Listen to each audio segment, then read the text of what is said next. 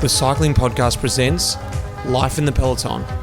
Hi, I'm Mitch Docker, and this is the last episode of our little mini-series catch-up, if you will.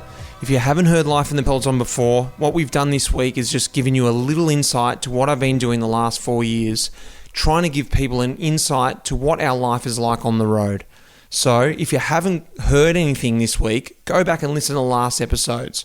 Got some great ones there. Daryl Impey, Marcel Kittel, Luke Durbridge, Mike Woods, Swain Tuft, and today we've got Tao Geoghegan Hart. He's got that hard surname to pronounce. I think I got it right this time, but I got Tao just on the eve of the Giro last year, and it was just great. Feel this energy from him, and he was a guy that I sort of rubbed collars within the Peloton, and I wasn't sure how the podcast was really going to go down.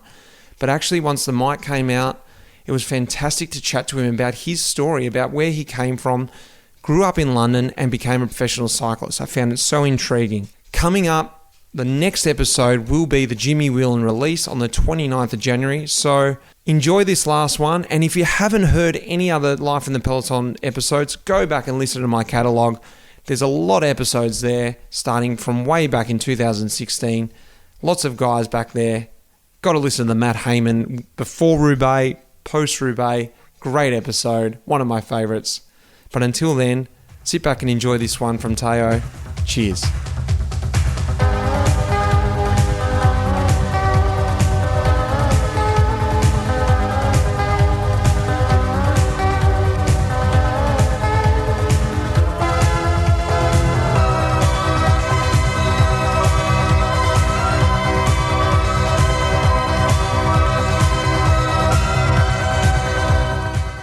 Welcome, Tao Geoghegan Hart. I think it's really interesting, and maybe it's also interesting for everyone else, but I think it's interesting that you're a Londoner. And I don't know many cyclists that are from London. You know, they're English, and I never really hear that many people are from London. And well, thanks for having me, Mitch. You failed to mention that I'm a listener as well. Which, that's right. Maybe that goes without saying. Maybe that's a prerequisite to be on the podcast. But no, not at all. Yeah, I mean, in pro cycling at the moment, I'm the only person from London, which is pretty strange when you think there's north of 12 million people living there. Yeah. But I guess speaks for itself. Not that the city doesn't have a lot of history with the sport either. I mean, the first place that I grew up racing was a track in South London, actually. We used to ride there on our track bikes through rush hour traffic with a front brake on. Original fixies. Yeah. And we'd take the front brake off when we got there, race the track league, and then ride home. Actually, some of my best memories are from those rides back across London, and there was another place where they used to race F1 when the cars were small. It's a park in Crystal Palace, which is an old royal famous palace, like a stone throw from this other velodrome, which is the Olympic velodrome from 1948. Yeah, right. A big outdoor concrete track. And those memories of riding back across central London with that, I'm sure you'll know the same. I guess a lot of your races are early morning in Oz. Yep. These ones are kind of after work, evening races, but that euphoria of like a good race. A London summer evening is beautiful. The sun setting, the city like quieting down for the night, but then you get the contrast of like, going over London Bridge or Tower Bridge, kind of really quiet, and then you'll come to like Shoreditch or into the city, and the pavements are overflowing outside all the pubs and stuff with people having their after work pint or 10. So yeah, I mean, there's definitely a lot of history, and obviously now we have the velodrome. Yeah. We have the Olympic Legacy event Ride London, which I guess you might have done. Yep.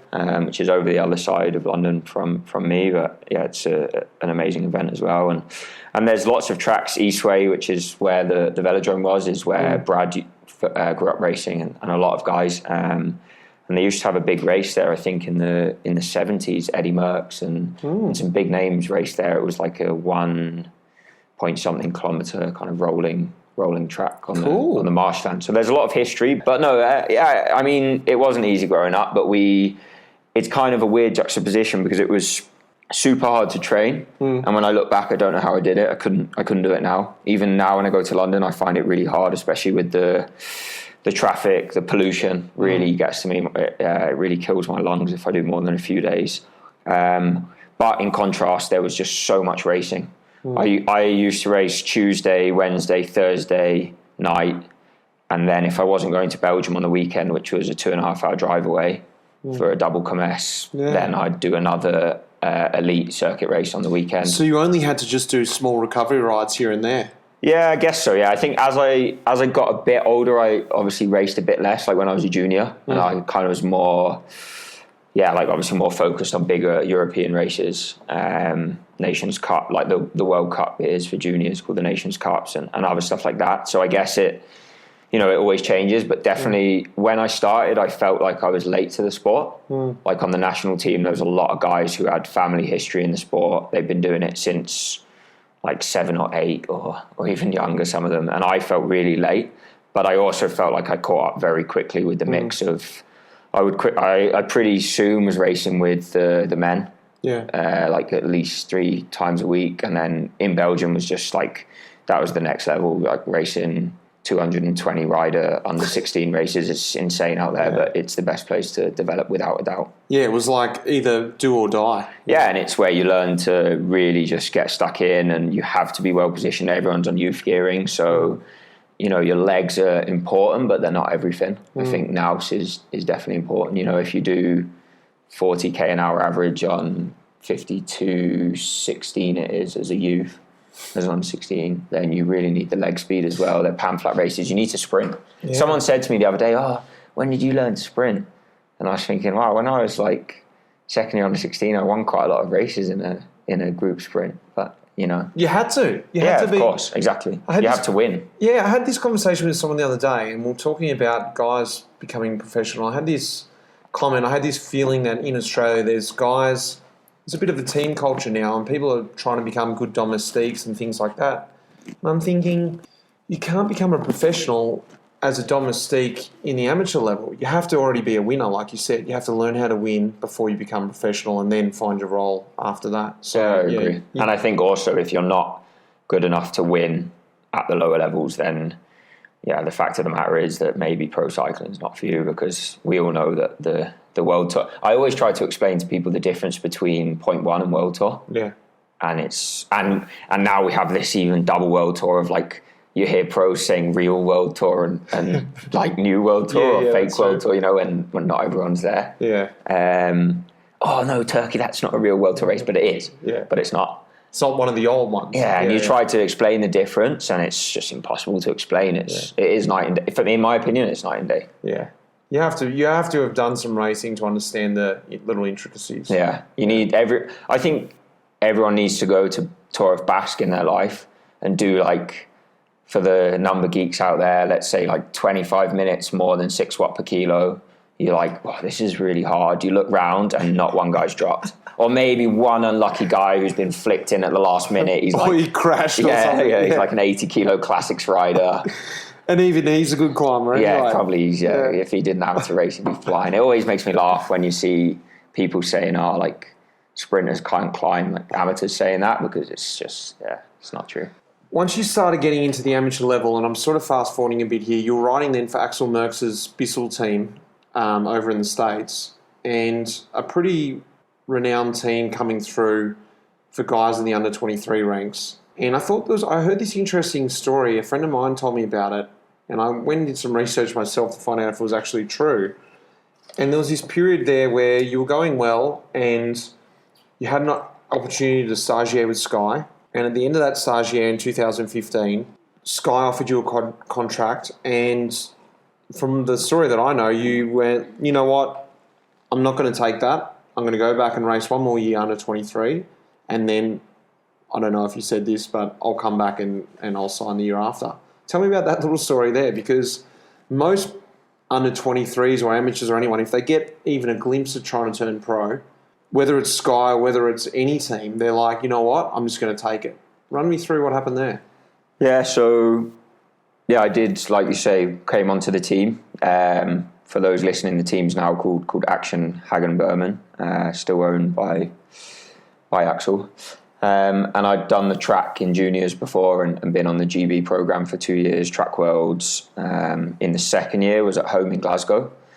And it didn't really go great. Actually, the Aussies absolutely battered us, like to smithereens. They were on another level. And I kind of just was faced with that reality check of like, right, I really believe that these two sports are diverging more and more, and I need to specialise in one. And which one do I love more, essentially? And yeah, it was night and day that the road was for me, and it definitely suited me better as well. So I luckily from the results I'd had at Roubaix and winning a few races in Europe and stuff, and then another one I won in Italy in September, Axel offered me a contract.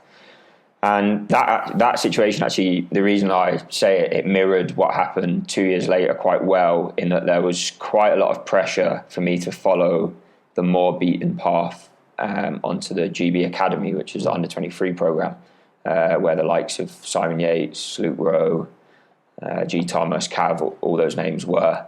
But at the time, it was kind of going through a transition period, I think it's fair to say.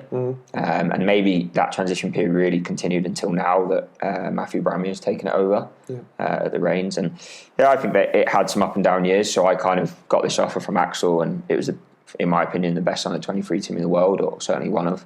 So I took it. And did you think, sorry to interrupt, did you think at that time, looking at the GB program, you were just like, you weren't happy with what they were doing there? You're like, it's not really for me?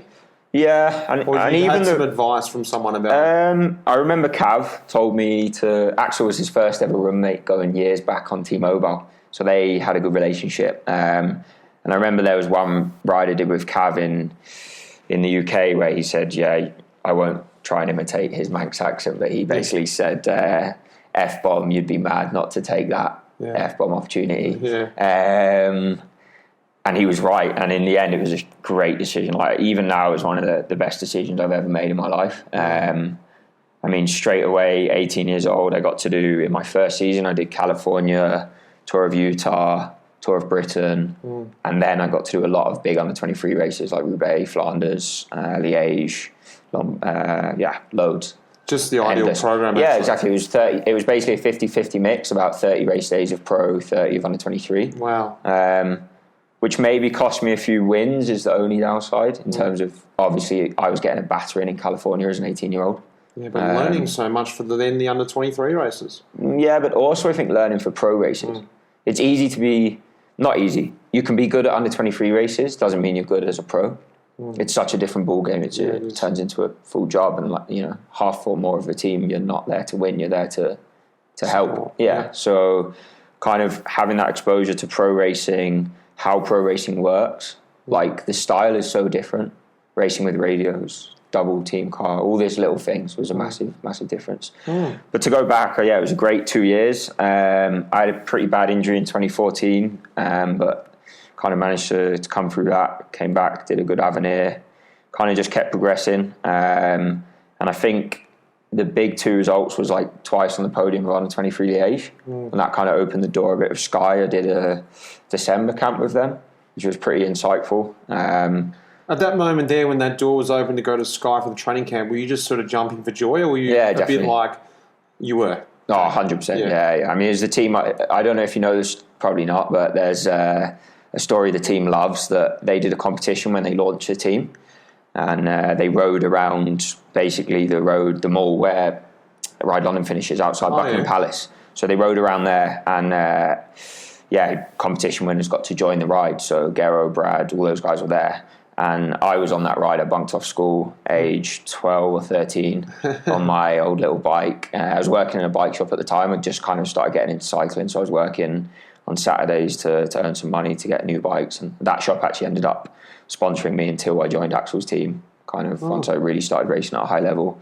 So, there's a history of the team as well, I guess you could say. And it was, I'd grown up watching. They just had their incredible couple seasons, 2012, where they were amazing and spectacular to watch. Not that they haven't been since, but as a young guy, it was inspirational. Yeah, and they just started. They came on the scene. They were all up against the wall. Everyone wanted them to do not well. You know, like let's see them fail. And then they were like, nah, we're this super force. So those opportunities came, and it was massive for me. And they then eventuated, as I kind of kept plugging away, and as you do, showing that you're not a one-hit wonder and that you're consistent in a stagiaire. Initially, it was a really good stagiaire program, and it was actually my kind of decision that I didn't race with them more. In the end, I only did Milan Torino, was it, or one of those Italian races I did. I can't remember which one it was now.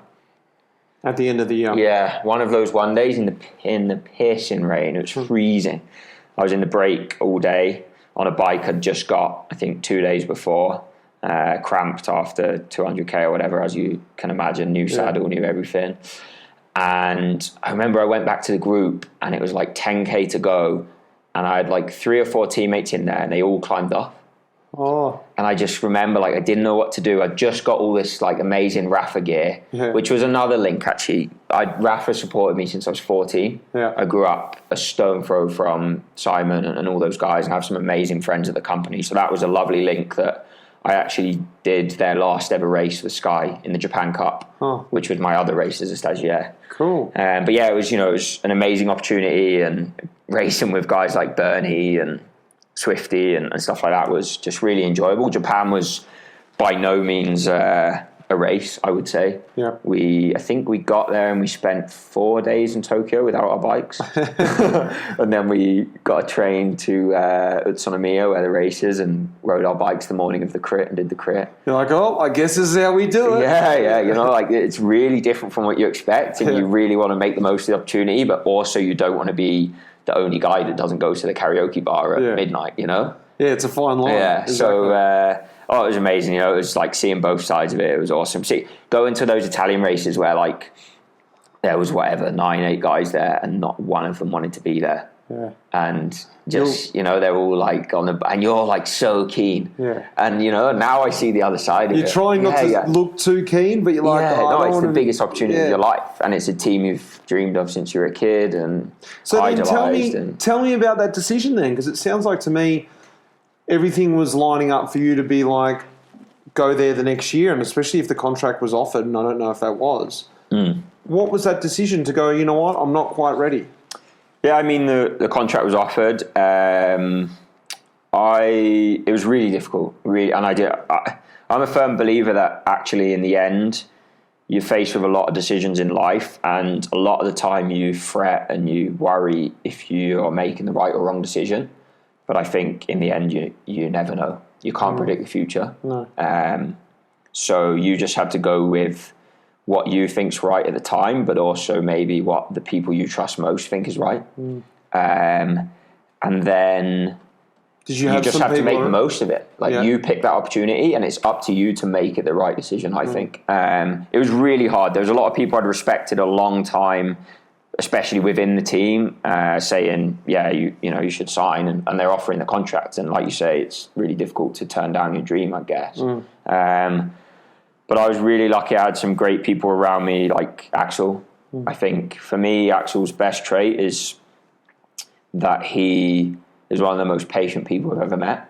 And for him, everything is in perspective. And, I can't imagine what it was like for him to grow up in Belgium, the son of the most famous Belgian ever. And he's the most humble, down-to-earth person I've ever met. And a huge mentor for me.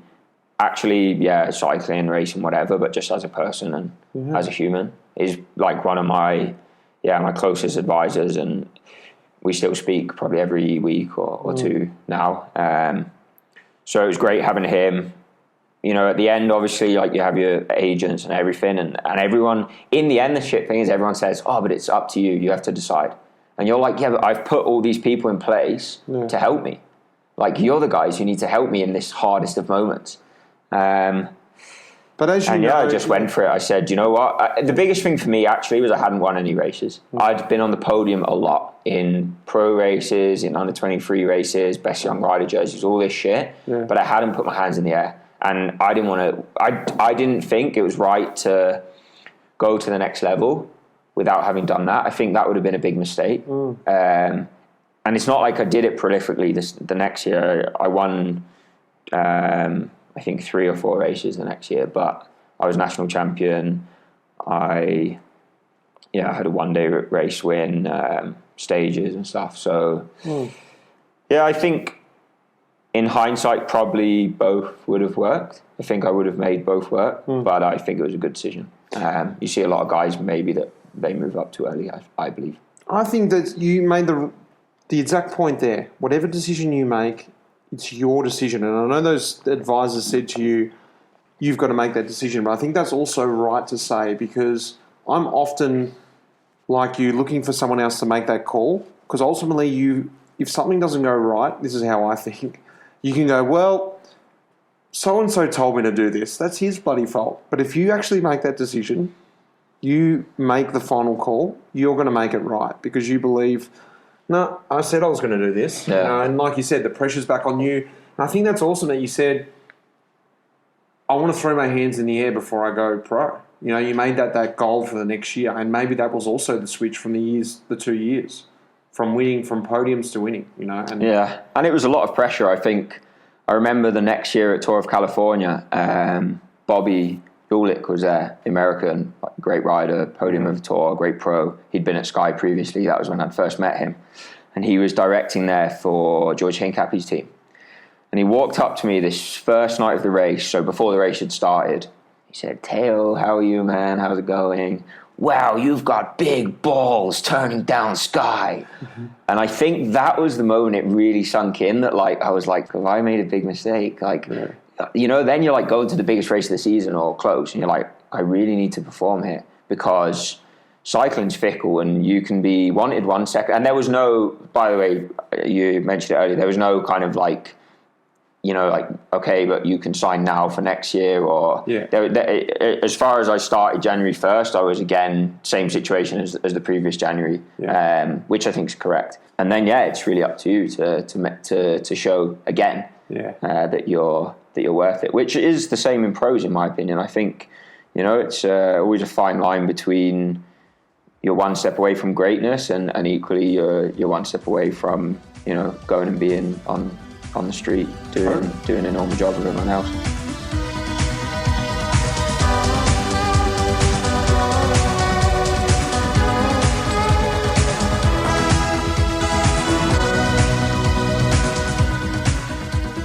Well, that's it. That's the mini-series as wrapped up. But on the other side of that, we've got the first release of 2020, Life in the Peloton, presented by the Cycling Podcast, is happening. I'm pretty excited to have the first episode out there. Bit of work to be done to record these podcasts this year, but I've got a fantastic list of people I want to do. I hope you enjoyed that one with Tao. I want to say thanks to the Cycling Podcast for helping me out and doing all the work behind the scenes. I want to say thanks to Lara for helping me out as well at Life in the Peloton. And guys, love to hear your feedback from the last mini-series. Drop me a line at contact@lifeinthepeloton.com or just contact me on my Instagram handle, Life in the Peloton. But until then, guys, I really want to hear your feedback about the Jimmy Whelan on the 29th. Cheers. You have been listening to Life in the Peloton. The producer of this episode was Will Jones. The music in this episode was composed by Pete Shelley. Thanks, mate.